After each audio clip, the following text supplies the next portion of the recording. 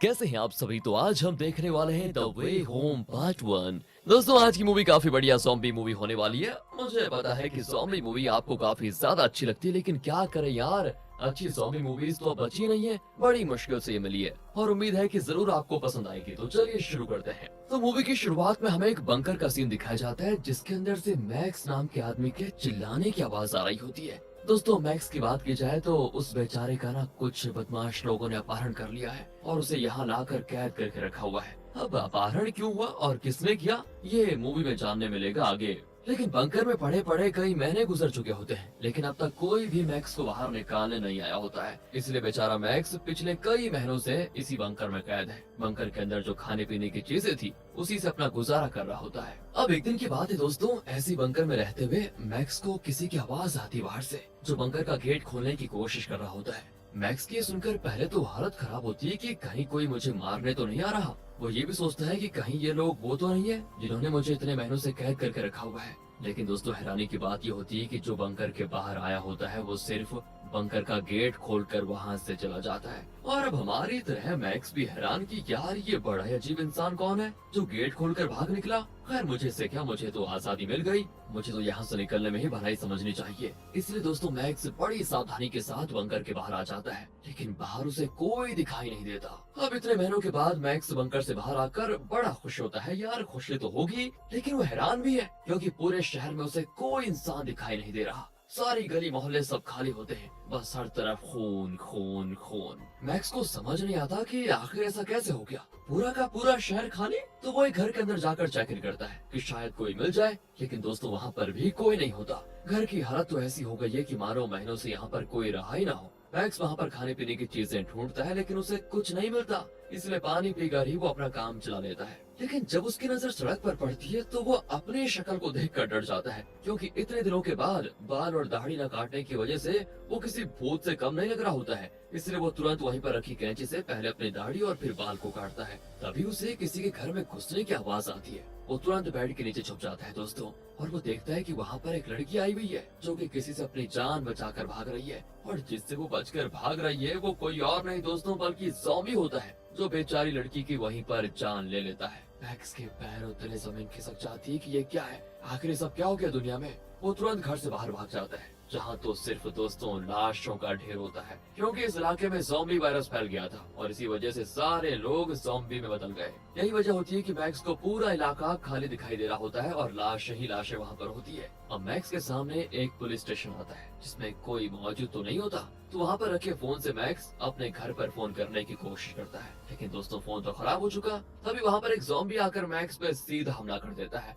वो तो उसकी किस्मत अच्छी होती है कि वहाँ पर मारिया नाम की एक लड़की पहुँच जाती है, जो तीर चलाकर उस ज़ॉम्बी का खेल खत्म कर देती है। अब वहाँ पर मारिया के दो और दोस्त भी आ जाते हैं, जिनका नाम डेविड और जेफरी होता है। उनके पीछे भी दोस्तों ज़ॉम्बीज़ पड़े होते हैं, इसलिए वो तुरंत गेट को बंद करने लग जाते हैं ताकि पुलिस स्टेशन के अंदर आकर ज़ॉम्बी उन्हें मार न दे। मैक्स एकदम कंफ्यूज कि आखिर ये इंसानों को हो क्या गया, ऐसी हरकतें क्यों कर रहे हैं ये। तब मारिया उसे बताती है कि शहर में अचानक से ज़ॉम्बी वायरस फैल गया, जिससे लोग ज़ॉम्बी में बदल गए। तुम भी इनसे बचकर रहना, अगर इन्होंने तुम्हें काट लिया तो तुम्हें भी ज़ॉम्बी बनने में टाइम नहीं लगेगा। आज से कुछ महीने पहले जब यहाँ पर ज़ॉम्बी वायरस फैलना शुरू हुआ तो तुरंत सभी को इस इलाके से बाहर भेजा गया था, ताकि सभी लोग शहर जाकर शिफ्ट हो जाएं, क्योंकि वहाँ वायरस नहीं फैला है। फिर छोटे छोटे ग्रुप बनाकर पुलिस वाले यहाँ से लोगों को लेकर जा रहे थे, लेकिन हमारे ग्रुप पर ज़ॉम्बी ने हमला कर दिया और इसीलिए हम यहीं पर फंस कर रह गए। हमारे ग्रुप में टोटल 17 लोग थे, लेकिन अब सिर्फ 3 बचे हुए हैं। तभी दोस्तों जेफरी की हालत खराब हो जाती है, क्योंकि वो भी इन्फेक्टेड हो गया था। वो मारिया पर ही चाकू रखकर कहता है कि प्लीज मुझे मत मारना, मैं इन्फेक्टेड नहीं हूँ। लेकिन मारिया जैसे तैसे खुद को छुड़ाती है और डेविड जेफरी पर हमला करके उसे मार डालता है दोस्तों। जिसके बाद वो लोग जेफरी की लाश को ज़ॉम्बीज़ को दे देते हैं। ज़ॉम्बीज़ मिलकर उसे अपना खाना बनाते हैं। इसी मौके का फायदा उठाकर मारिया और बाकी वहाँ से तुरंत भाग निकलते हैं। अब आगे बढ़ते हुए दोस्तों फिर से ज़ॉम्बीज़ उनके पीछे पड़ चुके होते हैं, इसलिए डेविड मैक्स और मारिया को एक घर में छुपाकर ज़ॉम्बीज़ का ध्यान भटकाते हुए वहाँ से लेकर जाता है। जहाँ आगे बढ़ते हुए उसको एक गाड़ी मिल जाती है। डेविड उस गाड़ी के अंदर बैठकर वहाँ से भाग निकलता है। दोस्तों इधर मारिया और मैक्स जिस घर में होते हैं, घर में पहले से एक बंदा होता है जिसका नाम जेम्स है, और वो मैक्स पर हमला करके उसे बेहोश कर देता है। थोड़ी देर के बाद मैक्स की आंख खुलती है तो उसे मारिया के चिल्लाने की आवाज आती है। वो भागकर उसके पास जाता है तो जेम्स मारिया के पैर की मोच को सही कर रहा है दोस्तों और कुछ नहीं कर रहा। लेकिन मैक्स को लगता है कि जेम्स मारिया के साथ गलत हरकत कर रहा है, इसीलिए वो उस पर सीधा हमला कर देता है। लेकिन जब उसे सच्चाई पता चलती है तो उसे माफी मांगनी पड़ती है। इसके बाद मैक्स खुद ही मारिया के पैर की मोच को सही करता है, क्योंकि वो एक मेडिकल स्टूडेंट था और उसके पिता भी डॉक्टर हैं। तभी वहाँ पर डेविड भी गाड़ी लेकर आ जाता है। इसके बाद सारे लोग वहाँ से शहर के लिए निकल जाते हैं, क्योंकि गाड़ी में शहर तक जाने का मैप रखा हुआ था। तभी आगे बढ़ते हुए उन्हें घर दिखाई देता है। डेविड कहता है कि हमें इस घर की तलाशी लेनी चाहिए, क्या पता अंदर कुछ खाने पीने की चीजें मिल जाएं। ये सोचकर दोस्तों वो जेम्स के साथ घर के अंदर जाता है, तो घर के अंदर उन्हें काफी सारे खाने पीने की चीजें मिल जाती है, जिसे पाकर सभी बड़े खुश होते हैं। पर तभी वहाँ पर घर का मालिक टॉम आ जाता है, जिसे देखकर जेम्स और डेविड की तो हालत ही खराब हो जाती है, क्योंकि वो गन लेकर खड़ा होता है। इधर काफी टाइम से वापस न आने पर मारिया और मैक्स परेशान हो जाते हैं कि कहाँ गए, इसलिए वो दोनों घर के अंदर जाने का डिसाइड करते हैं। लेकिन मेन गेट तो बंद होता है दोस्तों। एक्चुअली जेम्स और डेविड तो दीवार को लांग कर गए थे अंदर। तो मैक्स मारिया को सहारा देकर पहले उसे दीवार के दूसरी तरफ करता है, लेकिन जैसे ही वो अंदर जाने वाला होता है, टॉम वहाँ पर पहुंचकर सीधे मारिया पर गन तान देता है और ये देखकर मैक्स को वहीं छुपना पड़ता है। मैक्स समझ आता है कि सारे लोग अंदर फंस चुके हैं, लेकिन उनके सामान और गाड़ी अभी भी बाहर है। तो मैक्स ये भी सोचता है कि क्यों ना मैं ये सारा सामान लेकर भाग जाऊं। लेकिन दोस्तों फिर उसे ख्याल आता है कि नहीं, उन लोगों ने मुझे ज़ॉम्बी से बचाया था, मैं ऐसा नहीं कर सकता उनके साथ। इसलिए वो छुप छुप कर दीवार लांग कर अंदर जाता है, जहाँ उसे उसके दोस्त एक कमरे के अंदर बंदी बनाए हुए दिखते हैं। वो दरवाजे का ताला तोड़कर उन्हें आजाद करने की कोशिश करता है, लेकिन जैसे वो टॉम को आता हुआ देखता है तो छुप जाता है। एंड तब उसकी नजर टॉम के हाथ पर पड़ती है दोस्तों, जिस पर एक कट का निशान है, मतलब पक्का ये इन्फेक्टेड हो गया है। उसको देखकर टॉम को याद आता है कि अच्छा, इसी निशान वाले बंदे ने मुझे बंकर में कैद किया था। उस टाइम इसने मास्क लगा के रखा हुआ था तो मैं पहचान नहीं पाया, लेकिन इस निशान से ये बात तो कंफर्म हो चुकी है कि ये वही है जिसने मुझे किडनैप किया। तभी दोस्तों मैक्स को वहाँ से भागती हुई एक बच्ची दिखाई देती है, जिसके पीछे एक महिला ज़ॉम्बी पड़ी हुई थी। मैक्स को भी समझ नहीं आता कि करें तो करें क्या करें, बच्चे को बचाने जाए तो टॉम मुझे खा लेगा,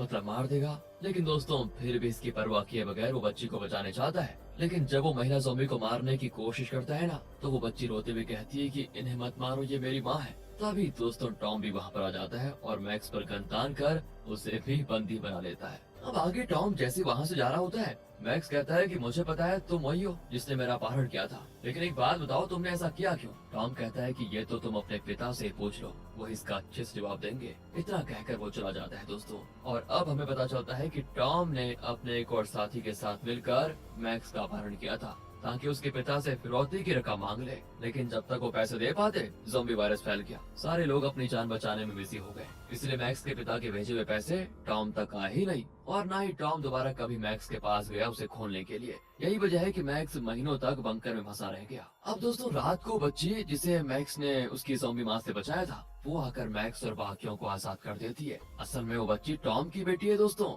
टॉम यहाँ पर अपनी ज़ॉम्बी बन गई पत्नी और बेटी के साथ रहता है। उसके अंदर इतनी हिम्मत नहीं होती कि वो अपनी पत्नी को मार पाए, इसीलिए वो उसे बंदी बनाकर रखता है, ताकि वो उसे या उसकी बेटी को ज़ॉम्बी न बना दे। अब आजाद हो जाने के बाद सभी वहाँ से भागने की कोशिश करते हैं, लेकिन दोस्तों मैक्स टॉम की बेटी को पकड़कर टॉम को धमकाते हुए कहता है कि अपने हथियार मुझे दे दो, वरना मैं तुम्हारी बेटी को मार दूंगा। टॉम तो घबराई जाता है और अपने गन मैक्स को दे देता है। मैक्स भी दोस्तों वो गन टॉम पर तान कर कहता है कि बताओ मुझे, आखिर तुमने मेरा अपहरण किया क्यों? तब जाकर टॉम रिवील करता है कि मेरी पत्नी बीमार थी, ऑपरेशन के लिए काफी पैसे चाहिए थे। मैंने तुम्हारे पिता से कहा कि आप ऑपरेशन शुरू करो, मैं जल्द से जल्द सारे पैसे दे दूंगा, लेकिन तुम्हारे पिता, उन्होंने ऑपरेशन करने से इनकार कर दिया। इसलिए मुझे तुम्हारा अपहरण करना पड़ा, ताकि तुम्हारे पिता को सबक सिखा पाऊं कि दूसरों की मजबूरी का फायदा नहीं उठाना चाहिए, नहीं उठाना चाहिए। साथ ही मैंने तुम्हारे पिता से फिरौती की डिमांड की, ताकि उन पैसों से अपनी पत्नी का इलाज करवा पाऊं, और ये सब हो पाता इससे पहले ये ज़ॉम्बी वायरस फैल गया और मेरी पत्नी भी इसका शिकार हो गई। इसी भागा दौड़ी में मैं भूल गया था कि मैंने तुम्हें बंकर के अंदर कैद करके रखा हुआ है, पर बाद में जब मुझे समझ आया कि तुम्हारा अपहरण करके मैंने सही नहीं किया, तो मैंने ही तुम्हें बंकर से आजाद किया था उस दिन। मुझे माफ कर देना, मुझसे बहुत बड़ी गलती हो गई थी। दोस्तों ये सुनकर मैक्स एकदम गुस्सा हो जाता है, लेकिन फिर भी वो उसे मारता नहीं और वहाँ से अपने दोस्तों के साथ चला जाता है। अब जैसे ही वो आगे बढ़ते हैं, तभी उनकी गाड़ी के आगे काफी सारे ज़ॉम्बीज़ आ जाते हैं। कुछ तो गाड़ी के नीचे कुचल कर मारे जाते हैं और कुछ तो मैक्स और बाकियों से मुकाबला करने की पूरी कोशिश करते हैं, जहाँ उनके बीच दोस्तों काफी घिनौनी और बढ़िया तरीके से लड़ाई होती है। लेकिन सभी ने मिलकर ज़ॉम्बीज़ को तो मार दिया होता है, पर अब उनकी गाड़ी जवाब दे जाती है। वो स्टार्ट तो होती नहीं। जेम्स कहता है कि मैं स्टार्ट करने की कोशिश करता हूँ, तुम सभी पीछे से धक्का मारो। सभी दोस्तों जेम्स की करतूत से अनजान बेचारे धक्का मार रहे होते हैं और गाड़ी के स्टार्ट हो जाने के बाद जेम्स तुरंत गाड़ी को लेकर रफू चक्कर, क्योंकि गाड़ी के अंदर बाकियों ने खाना वगैरह और मैप रखा हुआ था जिससे वो आराम से शहर पहुंच सकता है दोस्तों। और इसी जोश में वो आगे बढ़ रहा होता है, लेकिन कर्मा किसको छोड़ते हैं, किसी को नहीं। वो कुछ दूर जाता है, उसकी गाड़ी का होता है बढ़िया वाला एक्सीडेंट, क्योंकि स्पीड में जा रहा था डर के मारे कि कहीं वो मुझे पकड़ न ले। और पूरी रोड जाम थी, सभी गाड़ियां बंद पड़ी हुई थी क्योंकि गाड़ियों में सवार लोगों को ज़ॉम्बीज़ ने पहले मार दिया था। बस दोस्तों कहानी खत्म। तो वहाँ पर मैक्स और बाकी पहुँच जाते हैं। उन्हें समझ नहीं आता कि अब कैसे शहर जाएं, क्योंकि वहाँ तक जाने का सिर्फ यही एक रास्ता था। तभी दोस्तों वहाँ ज़ॉम्बीज़ आकर उनको पूरी तरह घेर लेते हैं, पर तभी हीरो की तरह एंट्री मारते हुए टॉम वहाँ पर पहुँच जाता है, जो सभी को अपनी गाड़ी में बिठाकर वहाँ से लेकर जाता है। टॉम को दोस्तों समझ आ चुका था कि उसने मैक्स और बाकियों को कैद करके अच्छा नहीं किया, इसीलिए वो उनकी मदद करने के लिए पहुँच गया। उसी के साथ साथ वो एक ज़ॉम्बी से इन्फेक्टेड भी हो चुका था। टॉम सभी को टॉर्च और खाने पीने की चीजें देते हुए कहता है, तुम्हें सामने दिख रही पहाड़ी पर जाना है, वहाँ पर एक गुफा होगी, उसके अंदर से जाते हुए तुम सीधे शहर पहुँच जाओगे। और मुझे तो ज़ॉम्बी ने काट लिया, मेरे साथ रहकर मेरी बेटी को भी खतरा हो सकता है, इसलिए एक काम करो, मेरी बेटी को अपने साथ लेकर जाओ, बस इतना से एहसान कर दो मुझ पर। ये सुनकर दोस्तों सभी को बुरा लगता है कि यार गलत हो गया इसके साथ, और इसलिए वो सभी टॉम के ज़ॉम्बी बनने से पहले सारा सामान लेकर उसकी बेटी के साथ निकल जाते हैं। बेचारी टॉम की बेटी अपने पिता को ज़ॉम्बी बनता देखकर रोए जा रही होती है। उसी समय दोस्तों टॉम भी बहुत रोता है, वो अपनी बेटी को दूर जाते हुए देखकर मतलब बहुत पछता रहा होता है। और ये काफी अच्छा इमोशनल सीन है दोस्तों। यहाँ रात को सभी आराम करने के लिए एक जगह रुकते हैं। सुबह होते ही गुफा की तरफ जाने लग जाते हैं, लेकिन तब उन्हें पता चलता है कि टॉम की बेटी तो उनके साथ है ही नहीं। वो सभी उसे इधर उधर ढूंढने लग जाते हैं और तब मैक्स को टॉम की बेटी दिखाई देती है, जिसके पीछे दोस्तों टॉम ही ज़ॉम्बी बनकर पड़ गया था, क्योंकि ज़ॉम्बी बनने के बाद उसे कहाँ पता है कि वो उसकी बेटी है। इसीलिए मैक्स वहाँ पर आकर टॉम को शूट कर देता है। टॉम की बेटी अपने पापा के लिए रोने लग जाती है। दूसरी तरफ मारिया पर भी दोस्तों ज़ॉम्बीज़ हमला कर देते हैं, लेकिन डेविड मारिया को बचा लेता है। पर पता है एक ज़ॉम्बी ने उसके हाथ में काट लिया था, इसलिए वो मारिया को वहाँ से भाग जाने के लिए कह देता है ताकि वो भी ज़ॉम्बी से इन्फेक्टेड ना हो जाए। अब वो जाना तो नहीं चाहती थी, लेकिन क्या करे, जाना तो पड़ेगा। इधर मैक्स के पास भी दोस्तों ज़ॉम्बीज़ आ जाते हैं,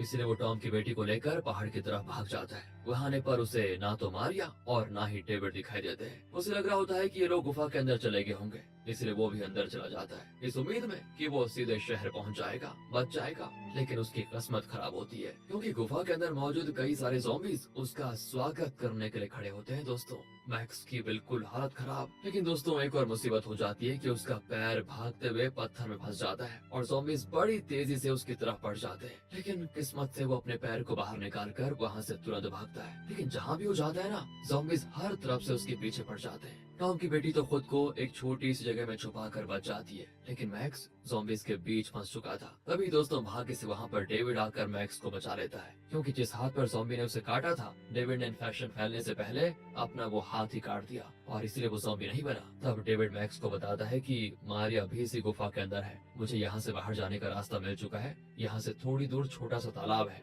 उसी के सहारे हम शहर तक पहुंच सकते हैं। तभी दोस्तों दोबारा वहां पर ज़ॉम्बीज़ आ जाते हैं, लेकिन बेचारा डेविड इस बार भी खुद को पकड़वा के मैक्स को वहां से भगा देता है। सच में दोस्तों डेविड बड़ा नेक इंसान है यार, लेकिन इस बार वो पिछली बार की तरह लकी नहीं होता, ज़ॉम्बीज़ उसे मार खा जाते हैं। इधर मैक्स बड़ी मुश्किल से तालाब को पार कर लेता है, जहाँ उसे गुफा के बाहर जाने का रास्ता दिखाई जाता है। बड़ी खुशी के साथ वो उस तरफ भागता है कि अब तो सब बच जाएंगे।